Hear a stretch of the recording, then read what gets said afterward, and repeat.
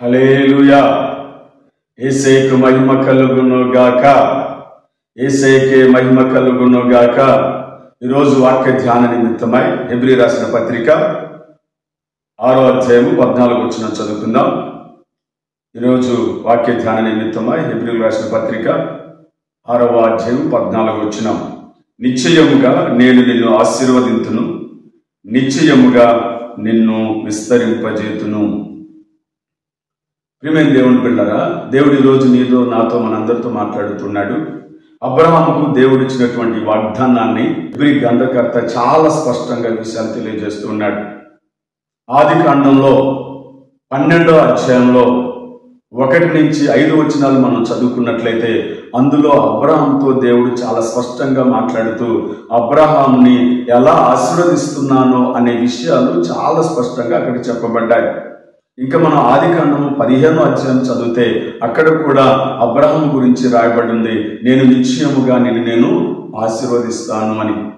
ఆది కాండము 17వ అధ్యాయం మనం చదివినట్లయితే అక్కడ కూడా తండ్రి అయినటువంటి దేవుడు అబ్రహాంతో చెప్తాడు, నిశ్చయముగా నేను నిన్ను ఆశీర్వదిస్తాను, నిశ్చయముగా నిన్ను నీ కుటుంబాన్ని నేను ఆశీర్వదిస్తాను అని చెప్తాడు.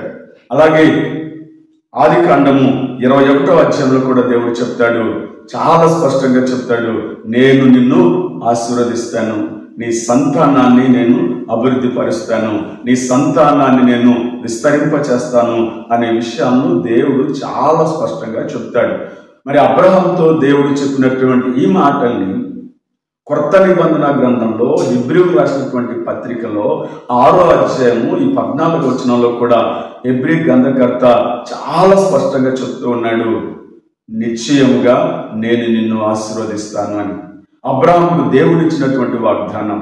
అయితే అబ్రహాముకు దేవుడు ఇచ్చినటువంటి వాగ్దానాన్ని తను ఎలాగా పొందుకున్నాడు అబ్రహాము అని అంటే చాలా ఓర్పుతో, సహనంతో, నిరీక్షణతో ఆ వాగ్దానాన్ని ఆయన పొందుకోగలిగాడు. ఖచ్చితంగా దేవుని బిడ్డలారా, ఎంత ఓర్పు ఉంది అని మనం చెప్పగలిగితే అబ్రహాముకు అంత ఓర్పు ఉందని మనం చెప్పొచ్చు, అంత సహనం ఉందని మనం చెప్పొచ్చు, అంత నిరీక్షణ ఉందని మనం చెప్పొచ్చు. ముఖ్యంగా చెప్పాలంటే ఆయనలో స్థిరమైన విశ్వాసము, ఆయనలో అబ్రహాములో స్థిరమైనటువంటి విశ్వాసము. లోతు అటు వెళ్ళిపోతాను, ఇటు వెళ్ళిపోతాను, నేను అక్కడికి వెళ్తాను, నేను ఇక్కడికి వెళ్తానన్నా కూడా అబ్రహాము అలాగ వెళ్లకుండా దేవుడు ఏం చెప్తే అదే చేశాడు. దేవుడు ఎక్కడికి వెళ్ళమంటే అక్కడికి వెళ్ళాడు.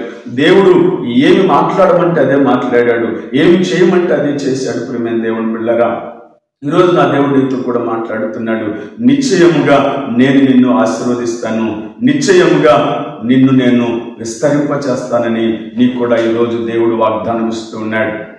అయితే మనం దాన్ని స్వతంత్రించుకోవాలంటే మనం ఏం చేయాలి అంటే ముఖ్యంగా అబ్రహాము ఎలాగైతే దేవుని వాగ్దానాన్ని విశ్వాసంతో, స్థిరమైనటువంటి విశ్వాసంతో, ఓర్పుతో, సహనంతో ఎలాగైతే పొందుకున్నాడో నీవు నేను కూడా అలాంటి ఓర్పు మనం కలిగి ఉండాలి, అలాంటి సహనం మనం కలిగి ఉండాలి, విశ్వాసంలో స్థిరంగా మనం ఉండాలి. అంతేకాని వెంటనే అది కావాలి ఇది కావాలని తొందరపాటు లేకుండా దేవుడిచ్చినటువంటి వాగ్దానాన్ని మనం స్థిరంగా పొందుకుందుముగాక.